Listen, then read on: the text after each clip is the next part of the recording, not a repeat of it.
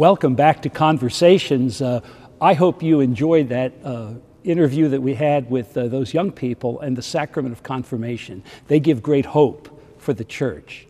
And speaking of great hope, I have a treat for you because we have two people here today to talk about the men's conference, the fourth annual men's conference. And we'll be hearing a little bit about that. That's going to occur at the end of next month. But let me welcome back to the show Tim Graham. Tim, thank you for coming back. Thanks for having me, Archbishop. Yeah. It was 3 years ago, I believe, you were here sitting in a seat and talking about the men's conference, and here we are on the threshold of the fourth men's conference. Exactly. Yeah. That was prior to our very first conference, and now we're going into our fourth. Exactly.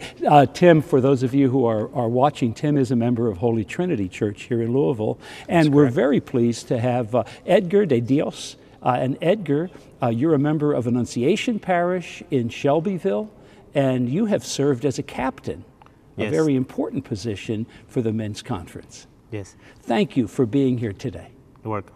Let me begin by asking you, Tim, you've had the perspective of being one of the pioneers, one of the pillars, so you can look and see some of the effects that the men's conference has already had within the Archdiocese and the hearts of some of our men.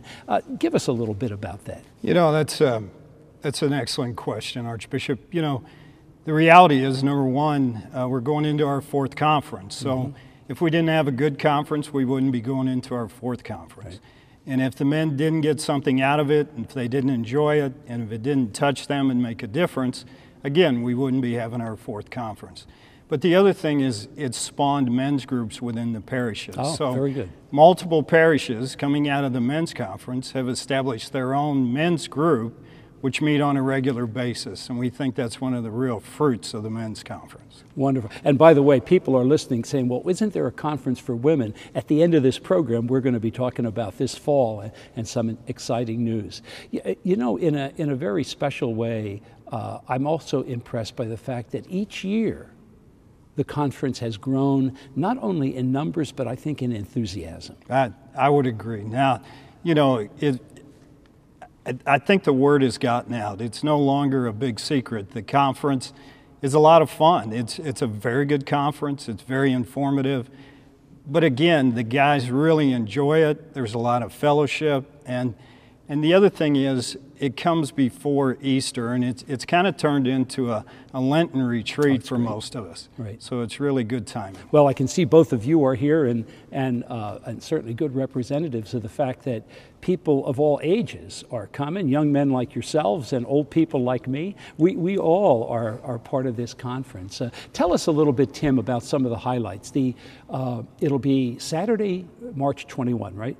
March 21st. The conference officially begins at 8. Our keynote speaker is, we actually have two keynote speakers, obviously you and then Jonathan Reyes, who's part of the Well, I'm not the conference. keynote, I'm the warm-up. Okay, so you're the warm-up to the keynote. Right. And then we got some great breakouts, but we make it a good time. We've got Chris Cakes, who's a special pancake chef who will have pancakes before the conference, so guys can show up at 7 and prior to the conference, we'll have breakfast, and then afterwards, Little Caesars will be providing pizza, and so it just goes very well. So listen, where there are Catholics, there is food. That's correct. So you have food at the beginning, the doors open at 7? Correct. And then people can stay for a light lunch after Mass? That's correct. Oh, that's wonderful.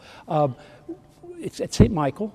St. Michael's. And maybe you're going to say this later, but I know there's a fee that can be negotiated if people have a difficulty. But what is the fee for people? The fee is $30 again this year, and that includes the conference and your breakfast and lunch. Oh, wow. I remember last year and the year before, I was impressed that some fathers and sons, both adults, but fathers and sons came to this conference, and that was a wonderful presence. Is that going to happen again this year? That's right. We've even had some 3-generational families at the conference. Oh, very good, very good. And people coming from every county of the Archdiocese. There's 24 counties. Correct. And I've met people from darn near every parish that we have. You know, last year was interesting. One of our best attended, we had over 25 from one of the small parishes in Fredericksburg. Right. And so we have a strong following from throughout the Archdiocese. Now let me ask Edgar, tell me a little bit about how you got involved, and I know there were many men like yourself from the Hispanic, the Latino community, and boy, did you bring a good spirit. Yes. There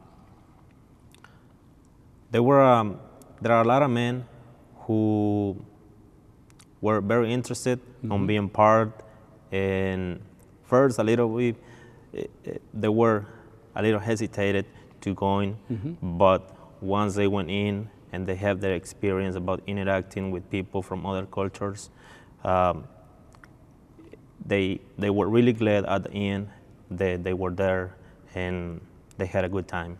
And people like yourself who are leaders, you invite people, and Yes. that if you say, well, I'm going, come with me, that means a lot, doesn't it? Yes. Yeah.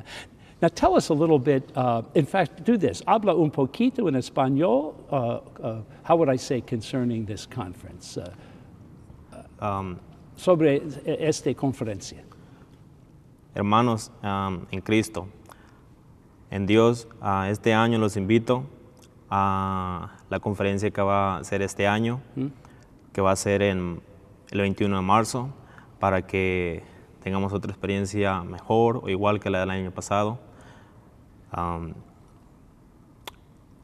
para que tengamos la oportunidad de ver a los hermanos que vimos el año pasado, a los que no hemos visto, a los que no hemos conocido aún todavía de otras culturas, y así entendamos que todos somos el cuerpo de Cristo. So it makes, you can say in Spanish, it makes you a better man, a better Catholic, and a better follower of Jesus, right? Yes, it does. Now I'm not afraid to say that I love Jesus as a man. Beautiful. And you give such testimony to that. Thank you. Thank you both for being here. Let me do this. For some last words, the time goes so quickly. Tim, tell us again the information and we'll put it on the screen. Very good. Our conference is March the 21st. We're at St. Michael, the Archangel Parish, out in the J-Town area. Beautiful. Our theme is Becoming the Light. And the only way you can become the light is you have to know Jesus. Jesus is the light, and we're looking for men who want to know Jesus well enough that they become the light for others. Right. And during the season of Lent, what a wonderful time for this. In addition, I mentioned earlier to those of you who were listening that November 7th will be the first time that we'll have a women's conference here in the Archdiocese of Louisville. So we're planning and looking forward to that too. Special thanks to you, Tim, and to Edgar for your presence and your leadership with the Men's Conference, the 4th annual. Thank you for paying attention to this and getting the word out to others. And thanks so much for being part of Conversations with Archbishop Kurtz.